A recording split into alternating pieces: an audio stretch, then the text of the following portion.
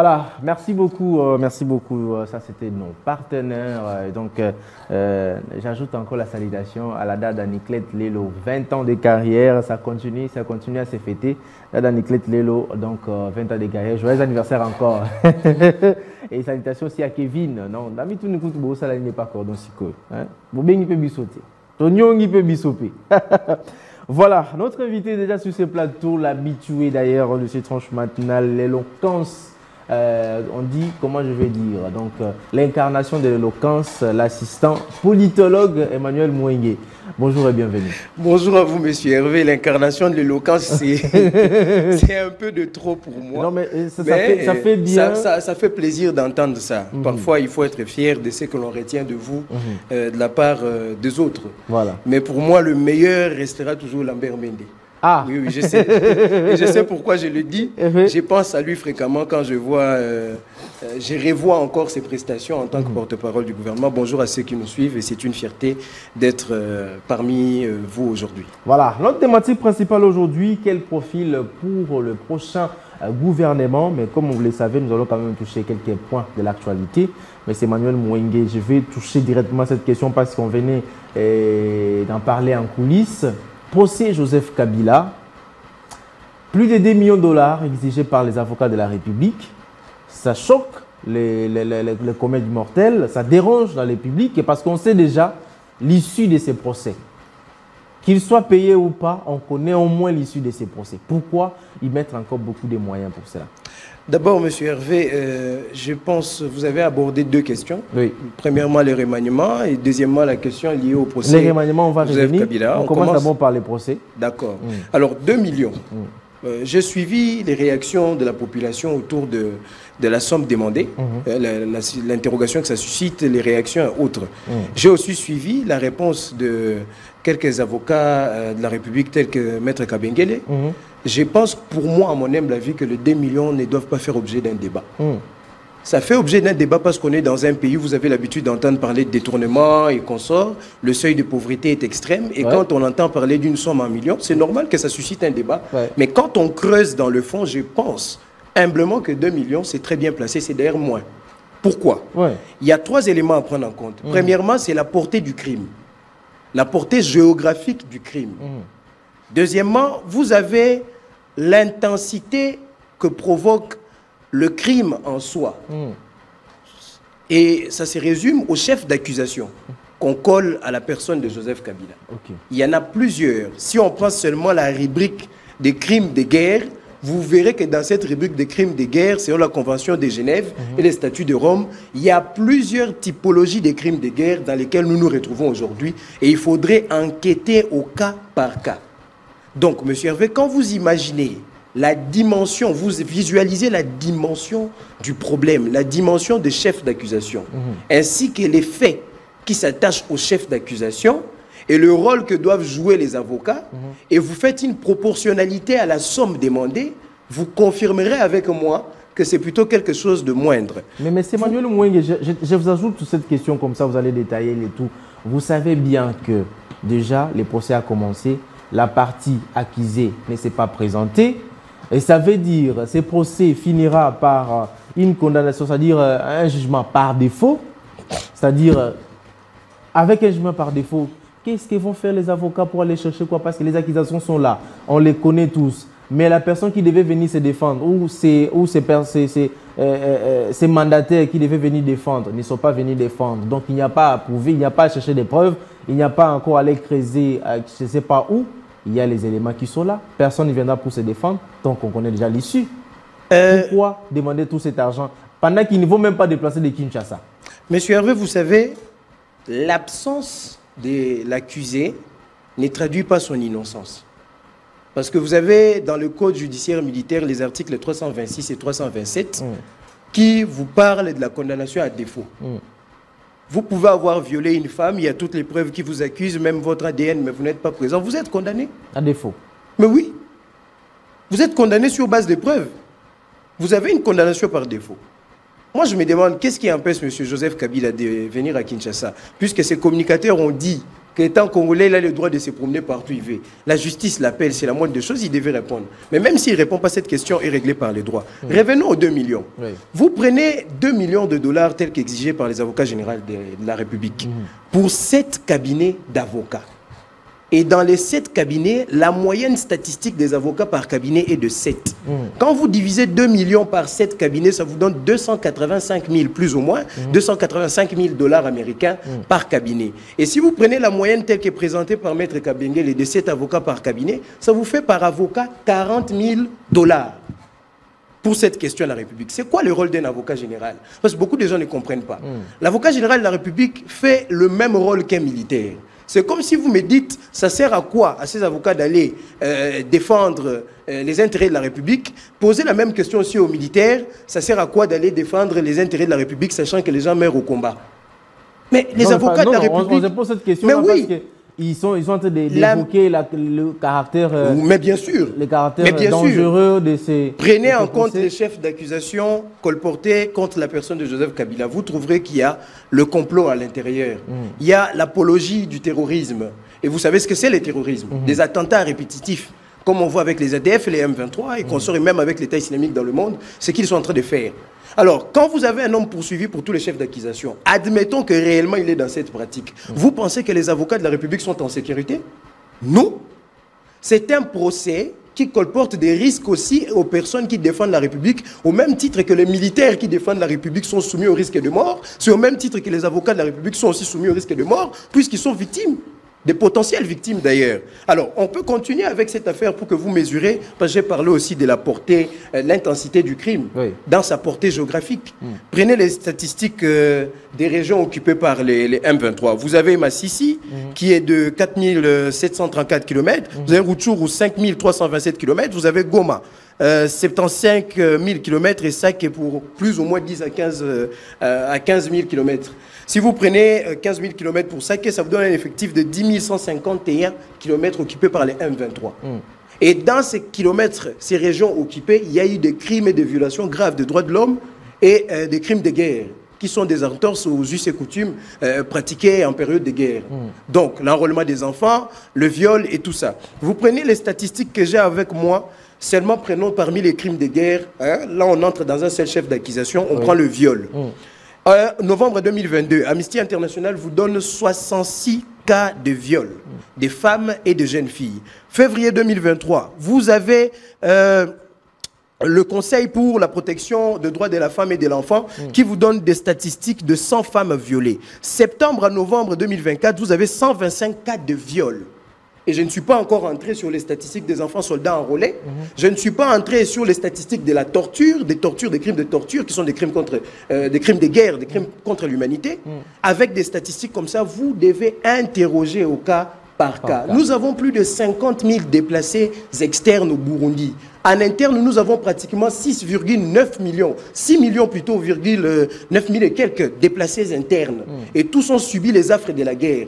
Et chacun d'entre eux a un témoignage à donner. Parmi les déplacés, il y a des victimes. Et ce travail, les avocats doivent se déplacer, recueillir pour faire asseoir une accusation solide. Et il ne s'agit même pas, dans le 2 millions, c'est même pas comparable à ce qu'on avait exigé pour l'arrestation de d'ici mois. Corneille Nangaa et Pero Luara, qui a visionné qui a avoisiné le 8 millions, parce que 4 000 pour Pero et 4 000 pour Consort. 4 millions. Pour l'interpellation simplement. Ici, nous sommes dans une action judiciaire, nous sommes dans une affaire en justice, pour la justice militaire, et il faudrait gérer les intérêts de la République ici. Et vous mesurez la portée du problème sur le plan géographique, sur le plan humain, sur les chefs d'accusation, et sur tous ces détails, vous estimez que 2 millions, c'est excessif. Non, il faut voir, il faut faire un rapport de proportionnalité par rapport à la cause et l'argent pour trouver qu'en réalité, l'argent est plus que suffisant, et moins que suffisant d'ailleurs. Parlons de notre thématique du jour. M. Emmanuel Mwengue, le gouvernement allait sortir déjà le week-end dernier parce que c'était annoncé avant le 1er août. Malheureusement, cela a été reporté à une date ultérieure, on ne sait pas quand. Quel profil pour les prochains membres du gouvernement? Apparemment aussi, il y a une question que j'ajoute, apparemment aussi, il y a cette question avec Martin Fayulu ou encore Adolphe Muzito comme Premier ministre, mais il faudrait que Judith Suminwa démissionne. Au cas contraire, il n'y a pas moyen d'échanger Judith Suminwa. parce que le seul moyen, c'est sa démission ou encore être destitué par l'Assemblée nationale. Mais est-ce que cela aussi bloque pour que le gouvernement sorte?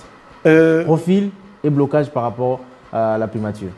D'accord, Monsieur Hervé, permettez-moi d'en rire un tout petit peu, parce que j'ai suivi de près les événements récents de la grande réunion de l'Union sacrée, réunion dans laquelle j'ai vu beaucoup d'acteurs politiques de la majorité venir en bon apôtre, alors que ces derniers ont déjà... Bien habillés, oui, en bon apôtre, en bon apôtre, alors que certains d'entre eux ont déjà touché les 30 pièces d'argent pour trahir le Messie. Ah. C'est une très belle scène, oui. Moi, j'aime la rhétorique. C'est très fort, vous savez, moi, j'adore les belles lettres. J'aime la rhétorique parce que souvent, elle sait comment établir les rapports des faits et les faits eux-mêmes, ainsi que leurs causes, mais de manière subtile. Je ne dis pas que tous ceux qui étaient habillés en apôtre sont venus en bon apôtre, mais je dis que certains d'entre eux sont venus en bon apôtre alors qu'ils ont déjà touché les 30 pièces d'argent pour trahir le Messie. Et quand on trahit le Messie, ce n'est pas qu'en faisant alliance avec les M23, ça commence par la gestion. Quand vous avez une gestion macabre qui entre en contradiction totale avec la vision sociale du chef de l'État, vous êtes un traître. Et pire, un traître à l'égard de la nation qui vous a fait confiance en déléguant au chef le pouvoir de vous placer là. Ça, c'était un petit détail sur l'incompétence et l'incapacité de gestion de certains acteurs du gouvernement. Alors, qu'en est-il de la forme ou du profil du gouvernement? Moi, je l'ai dit récemment, il faudrait un gouvernement resserré. Il faudrait un gouvernement beaucoup plus cohérent sur les objectifs et avec une synergie beaucoup plus efficace que l'actuel gouvernement. Il faudrait une forme réduite ou resserrée, peut-être 35 ministères pour moi, parce qu'il y a raison de faire des fusions. Ça économiserait de l'argent pour renforcer les efforts de guerre, parce qu'il ne faut pas seulement poser notre confiance sur le processus de Doha, où les M23 commencent à réclamer le fédéralisme, mais il faudrait aussi préparer la riposte. Et j'ai apprécié, parce que c'est ce qui est en train de se faire, mais il faudrait maximiser les efforts. C'est dans le cadre de la réduction de l'effectif qui va réduire essentiellement le train de vie des institutions et autres. Deuxièmement, le profil des individus, on doit mettre plus d'accent sur la qualité technique plutôt que sur les alliances politiques. Les formations politiques ne sont pas connues pour envoyer des technocrates, sont connues pour envoyer des gens par affinité. Et nous voyons les résultats que ça produit aujourd'hui. Et troisièmement, j'avais aussi une sous-question que j'apporte, peut-être une introspection interrogatoire ou peut-être une question posée à l'Assemblée. Je me dis, mais le gouvernement doit sortir. Mais grâce à quel mécanisme? Récemment, il y avait des consultations. Pourquoi vous ne posez pas cette question? Et ce sont les consultations qui vont porter les résultats de ce gouvernement, ou il y a un autre mécanisme? Parce que moi, j'ai une petite réponse d'approche à cette question que je pose. Donc, pour moi, le profil est d'abord dans la forme et dans le fond sur la qualité des acteurs qui doivent être technocrates. Je ne vais pas entrer dans les débats de soutien des individus, comme le font certains journalistes payés à la solde des incompétents qui sont en train d'éventer des mérites de certains qui ne méritent même pas. Quel incompétent que vous citez? Incompétent. Citez-moi d'abord 5 incompétents, parce que là, on a quand même le droit, nous sommes Congolais. Ok. Oui. Je ne veux pas vous en citer 5. Oui. Mais je vais peut-être pas qualifier les individus, mais je vais me référer au ministère. Ah, ok. Pour mon dossier de Motel Fikine, je trouve qu'il y a une incompétence de gestion de cette crise entre le locataire et les agents de la foire pour tous les crimes commis par les ministères du commerce extérieur et du portefeuille. J'assume ce que je dis parce que toutes les correspondances, on les a saisies, existent. Il y a même l'ancien ministre du commerce extérieur qui a montré un désintérêt par rapport au dossier. Et pourtant, dans ces dossiers, il y a une grande mafia qui s'associe derrière même à la personne que l'on poursuit actuellement par rapport aux informations sur comment est-ce qu'on a vendu aux Chinois à 23 millions une concession qui était censée appartenir à l'État et où aujourd'hui aucun contrat n'existe, une violation.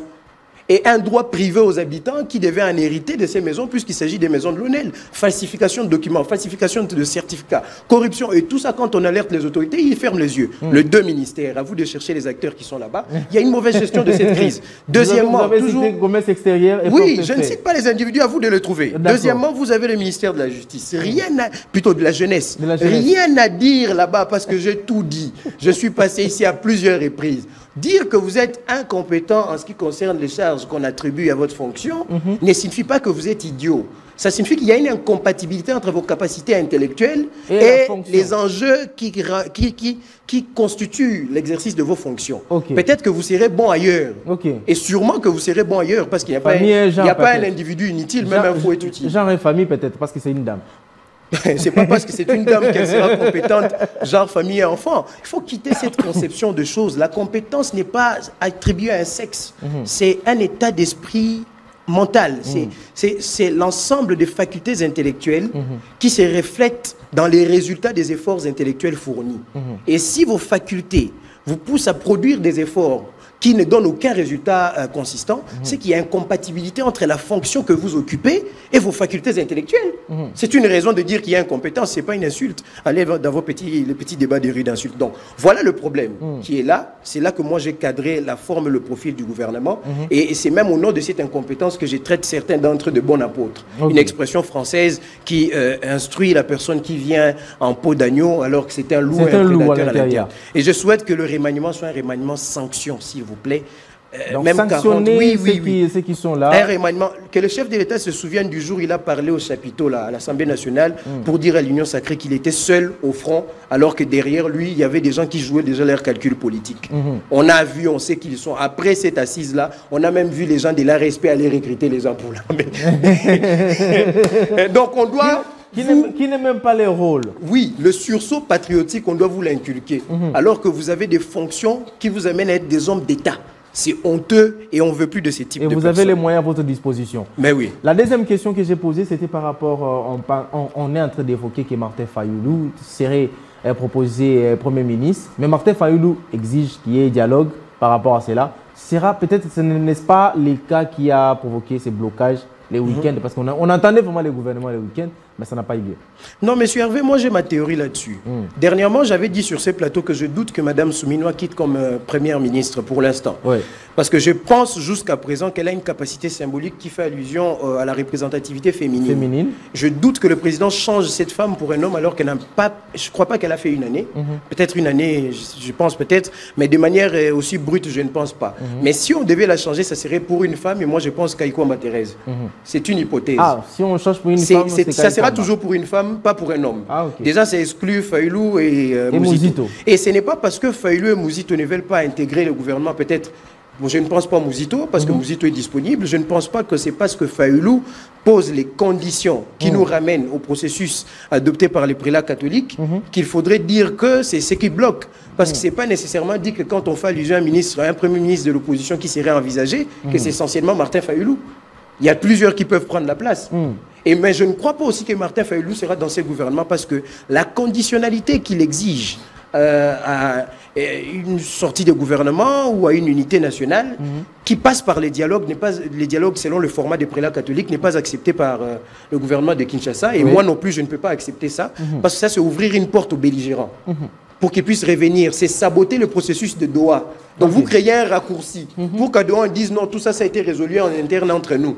Et ça, c'est encore un partage de postes, un clivage pour avantager les uns. C'est là même l'hypocrisie qu'ont les M23, quand aujourd'hui, hier, ils vous disaient qu'ils sont venus libérer le Congo, mais aujourd'hui, ils disent on ne peut pas remanier tant qu'on n'a pas encore fait la paix, tant qu'on n'a pas pris parti aux assises, au dialogue et tout. Donc on comprend mais parce que l'objectivité de ce gouvernement doit quand même être claire. On a besoin d'un gouvernement d'union nationale. Ce n'est pas un gouvernement pour finir seulement la guerre ou pour établir la paix ou pour restaurer l'autorité de l'État, comme ça a été dit dans les protocoles d'accord, les protocoles de principe. L'accord de principe. L'accord de principe à Doha. Mais c'est un gouvernement d'union nationale. Ça dit qu'on doit voir tout le monde y participer. Un gouvernement d'union nationale entre patriotes, je tiens à préciser.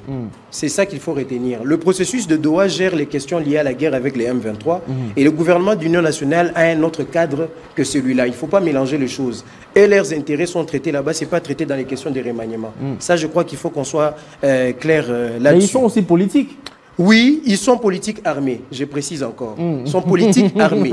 La voix de l'opposition s'exprime grâce à la loi portant statut d'opposition de 2007 qu'ils ont violé et saboté sur tous les plans. Leur cas est un cas spécial réglé par un processus spécial qui n'a rien à voir avec une inclusivité dans l'actuel gouvernement. Les bureaux du président de la République, parce que c'est là où on va faire les remaniements, vous regardez à ce moment ici, quel conseil vous donnez pour les prochains gouvernements? Je pense que le président joue aux échecs toute sa vie et il sait comment contourner certains problèmes parce que d'après mon analyse, les consultations nationales semblent être une stratégie pour attirer l'attention de certains prédateurs vers le processus pendant qu'on est en train de réfléchir ailleurs avec une autre organisation pour sortir le gouvernement. Coup de chapeau, si ça s'avère que c'est ça, bravo chef de l'État, c'était une belle stratégie.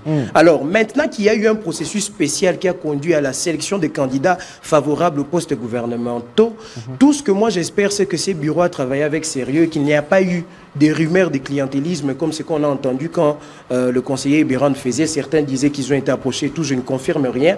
J'espère que le cadre qui a réuni les personnes pour que ceux-ci adhèrent dans le nouveau gouvernement est un cadre rationnel, dénué de toute émotion et objectif.